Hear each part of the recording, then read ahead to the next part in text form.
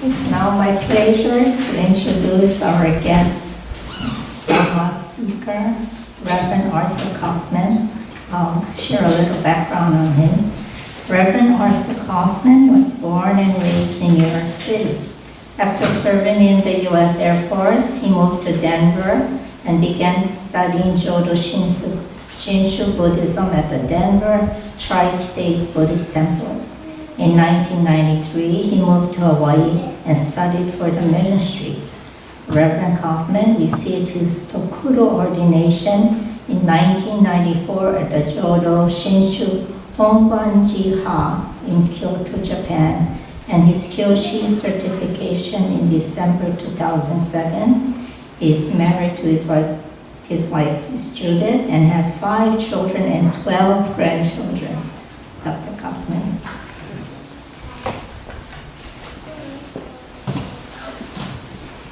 Thank you, Ms. Jolene.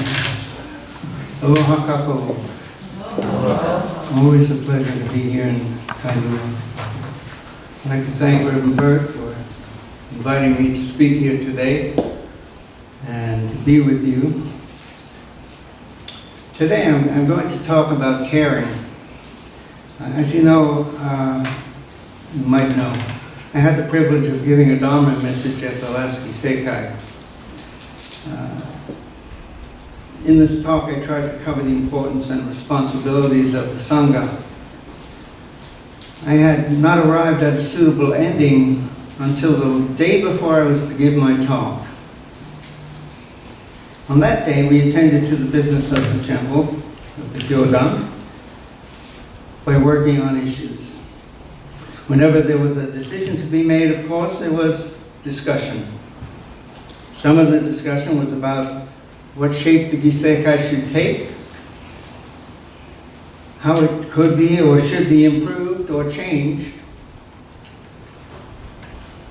and if it could be improved and changed. While some folks wanted to streamline the processes used, others were concerned with the result of these changes by considering the result of the actions taken, the interrelationship of our actions.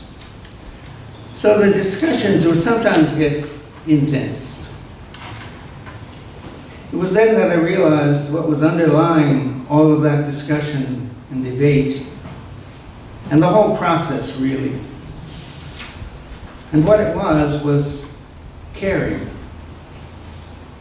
Everybody from the chairman, the bishop, secretaries, delegates, retired ministers, observers, all cared about what was being talked about. And of course, what was being discussed was the future of the Hawaii Gyodan.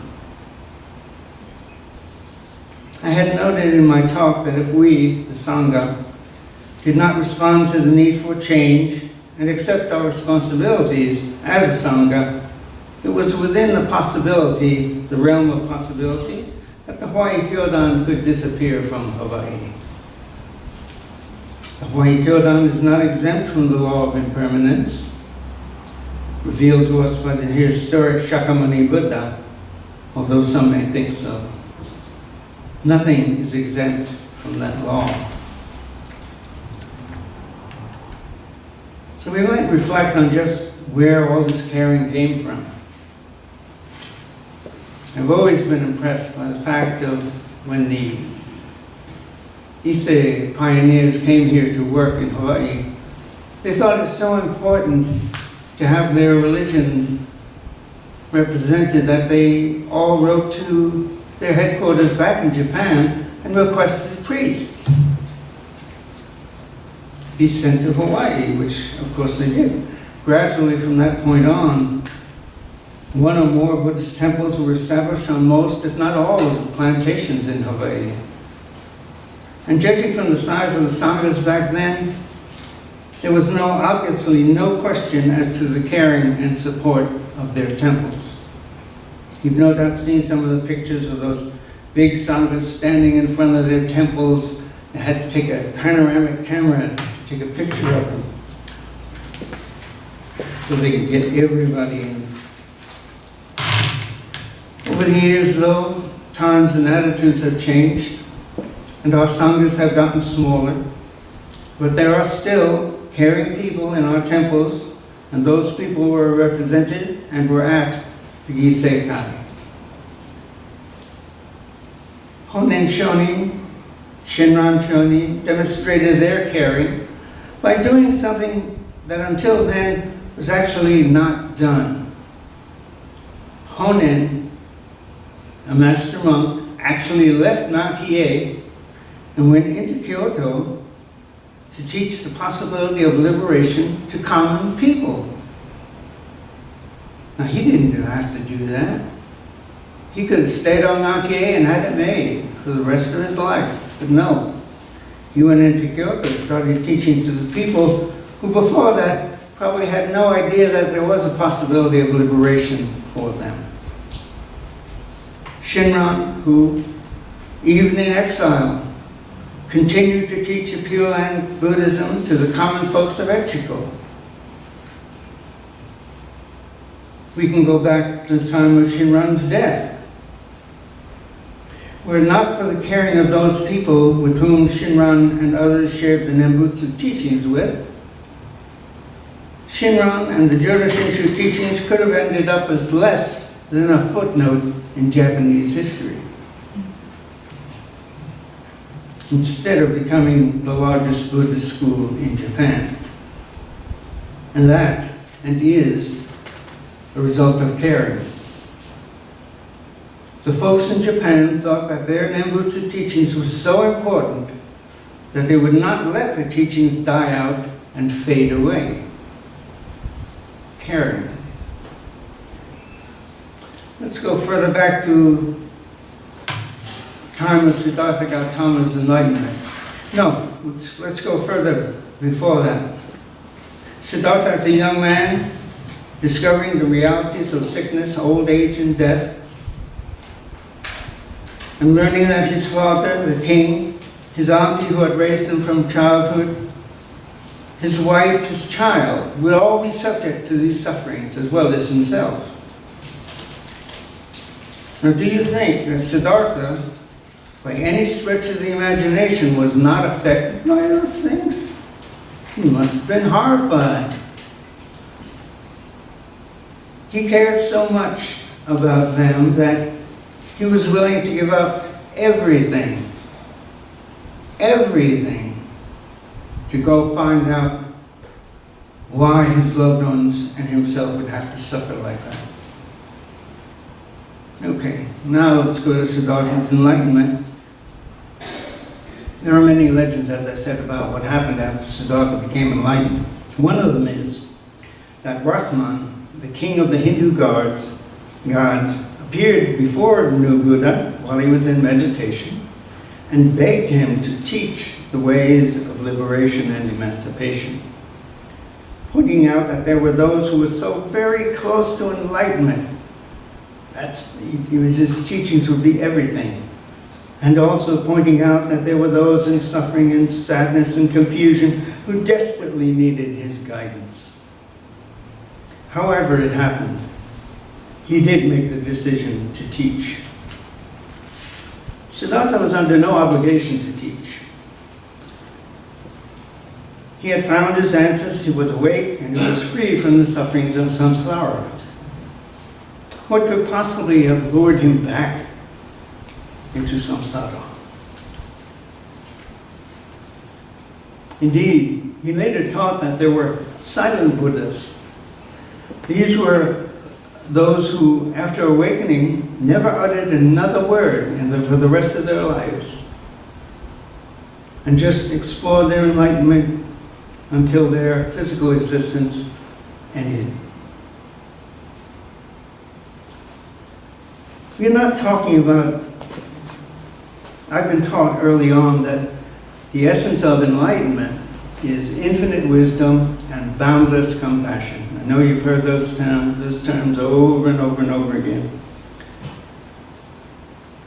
That is what enlightenment consists of.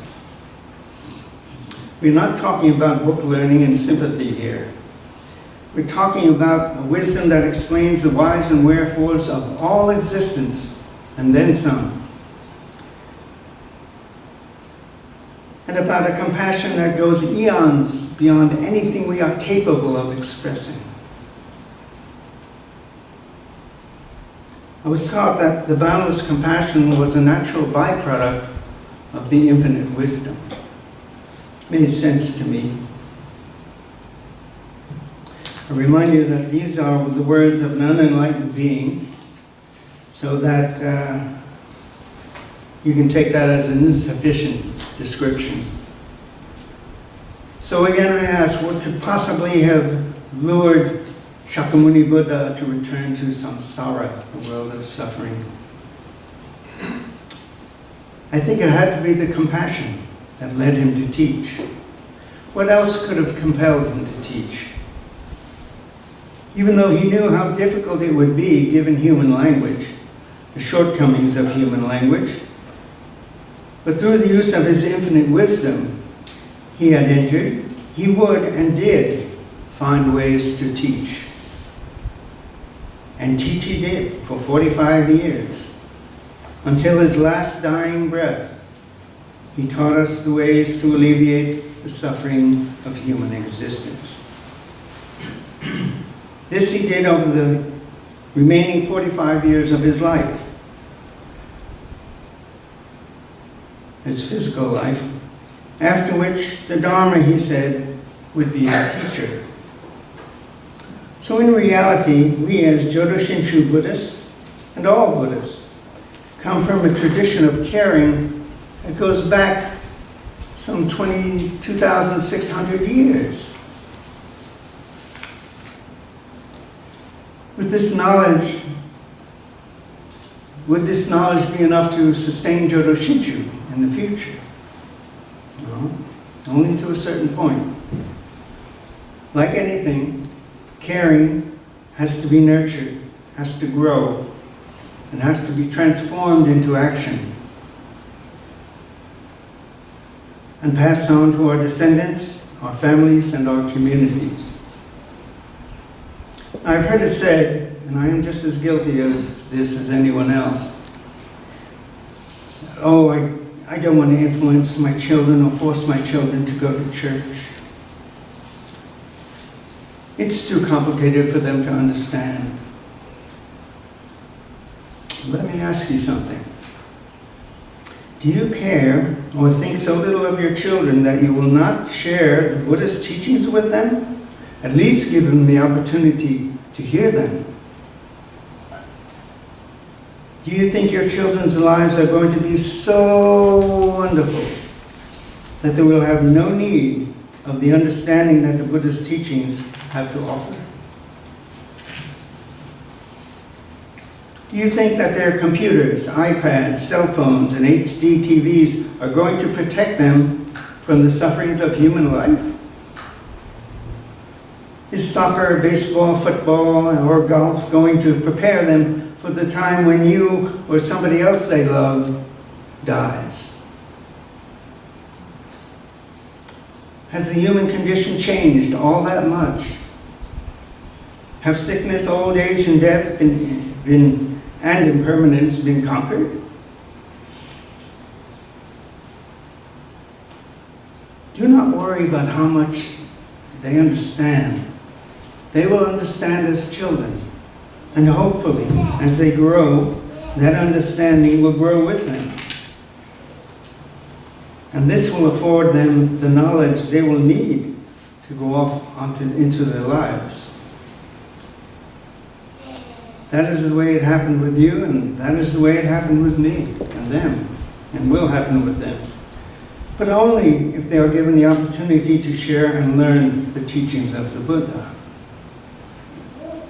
Please note that I said share, not impose. If a family chooses to raise their children in a different tradition, we must respect and accept that. There are families who do not follow any religious tradition, and to those we might offer the experience of our temples. I myself was not raised a Buddhist. My parents were of two different faiths. Mom was a Roman Catholic, and Dad was a Dutch Reformed Protestant. And you know, back in the 30s, oil and water are not supposed to get together. But they did. Their love was strong enough that they did marry, even if it was in Dad's Protestant church. And of course, the Catholic Church would not recognize a marriage back then. It didn't stop them.